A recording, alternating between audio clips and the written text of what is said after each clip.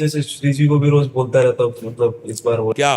मतलब इस बार मतलब पास हो जाओ 2 साल से। नहीं, ये भी हम नहीं कहते, ये भी हम नहीं कहते। फिर टेंशन की टेंशन नहीं बनोगे, फिर टेंशन बन जाएगी तुम्हें। कहना नहीं, पढ़ाई पढ़ रहा हूं, नाम जप कर रहा हूं, तुम्हारी गरज हो तो पास कर देना, तुम्हारी गरज हो तो पास कर देना। नहीं, जहां रखोगे जैसे रहोगे वैसे रहूंगा, और आपको पुकारता रहूंगा, आपका स्मरण करता रहूंगा, माया पर विजय प्राप्त हो जाएगी।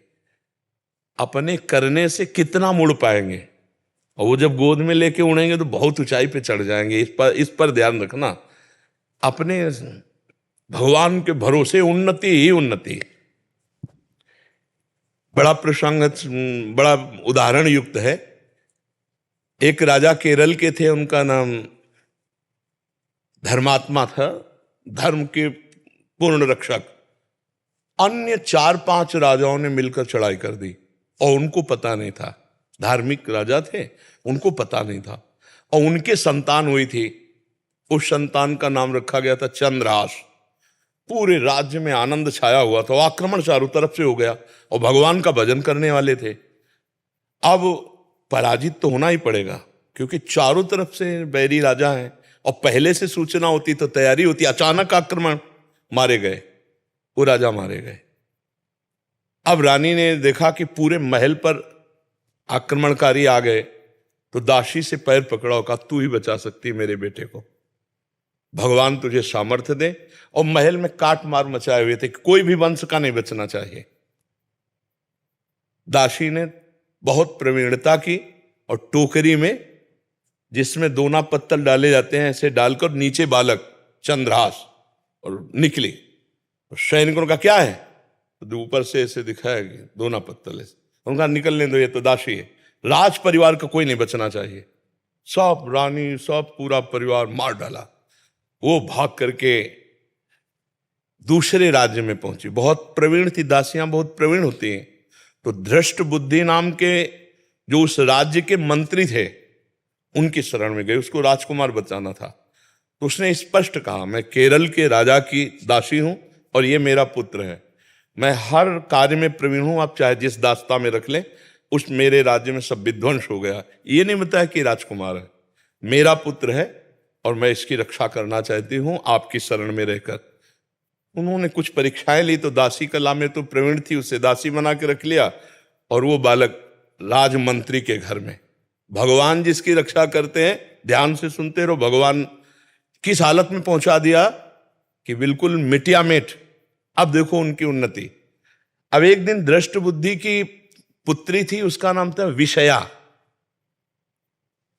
वो उसका जन्मदिन उत्सव मना रहे थे, तो बड़े बड़े विद्वान सब आए हुए थे। तो पुत्री का हाथ दिखाया, तो विद्वानों ने ऐसे रेखा देखी, और वो लड़के को देखा खेलते हुए, चंद्रहास जी को। तो उनका, इसका पति तो ये होगा। तो एकदम अपमान लगा ना, राज्य मंत्री और उस दासी पुत्र। तो उस समय तो कुछ नहीं बोला, जो सब सभा गई, सो जल्लाद बुलाए और कहा, इसको काट के फेंक दो जंगल में जाके। अब दासी की क्या चाला, वहां दासी को पता भी नहीं चल पाया, चंद्रहास जी को गायब कर दिया।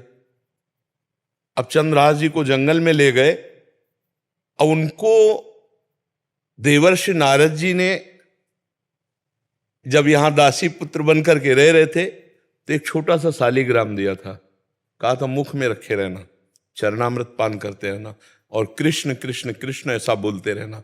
जो भगवान का भजन करने वाले पिता थे, उसी के प्रभाव से देवर्षि नारद जी ने चंद्रहास जी को नाम का उपदेश किया। जब वो जल्लाद जंगल में ले गए, बोले, बेटा तुम्हें पता हम क्यों लाए? तो उनका, हमें तो पता नहीं। तो उनका, तुम्हें मारने लाए हैं, मंत्री का आदेश है। तो उनका, हमने कोई गलती की है क्या? तो उनका, नहीं, उनका आदेश है, और हम जल्लाद हैं, हमारे दया है नहीं, पर तुम्हें देखकर ऐसा लगता है कि क्यों मारूं, पर तुम्हें छोड़ दूंगा तो हमारी नौकरी चली जाएगी, हमें फांसी में चढ़ा देंगे। मैं मारूंगा नहीं तुम्हें। उन्होंने देखा तो 6 अंगुली थी, 1 अंगुली काट ली, और कहा, राजा को दिखाऊंगा जाके कि तुम्हारा वध कर दिया, पर तुम यहां से भाग जाओ। तो काटने से खून निकला, वो वहीं मूर्छित होके गिर गए।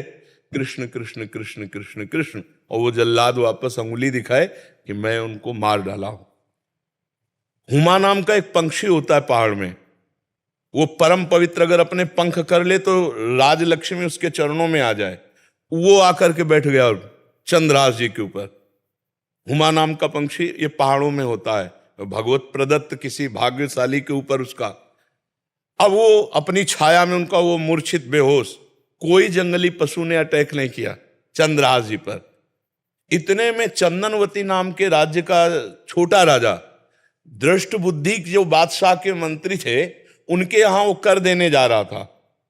तो उसने बहुत आराधना की थी लेकिन पुत्र नहीं हुआ था।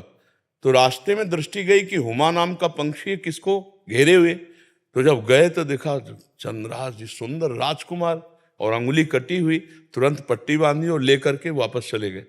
वहां नहीं गए कर देने, बड़ा उल्लास मनाया कि भगवान ने तो, हमने इतनी आराधना की, हमारे पुत्र नहीं हुआ लेकिन भगवान ने पुत्र दिया, मैं इसे राजकुमार पदवी देता हूं।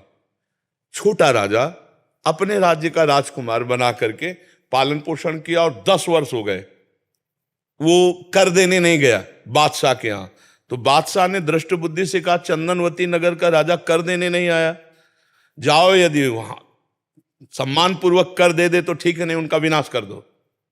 मंत्री पूरे परिकर सहित आक्रमण किया। तो चंदनवती राजा का ऐसा वैभव था कि जब से चंद्रहास जी उनके यहाँ राजकुमार बने उनको डर ही नहीं था, क्योंकि चंद्रहास जी भगवान का भजन करने वाले। तो दृष्ट बुद्धि नजदीक आया और कहा कर दे दो नहीं तो युद्ध करो।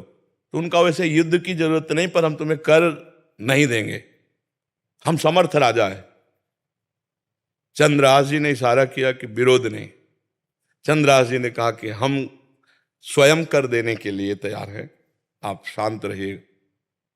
उसकी दृष्टि में दृष्टि मिली तो उसने ये वही बालक है, क्योंकि नेत्र इसके वही हैं जो उनके घर में रहा था दासी पुत्र बल करके।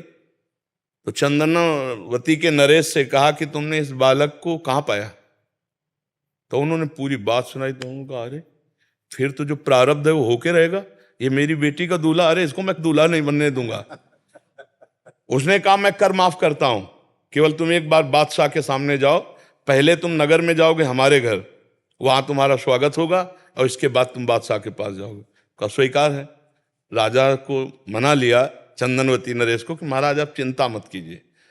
और पहले था कि अगर पत्र लिख दिया जाए तो जिसके लिए लिखा जाता था धर्म कहता था बीच में खोल के नहीं पढ़ना, उन्हीं के वध के लिए उन्हीं को पत्र लिखा।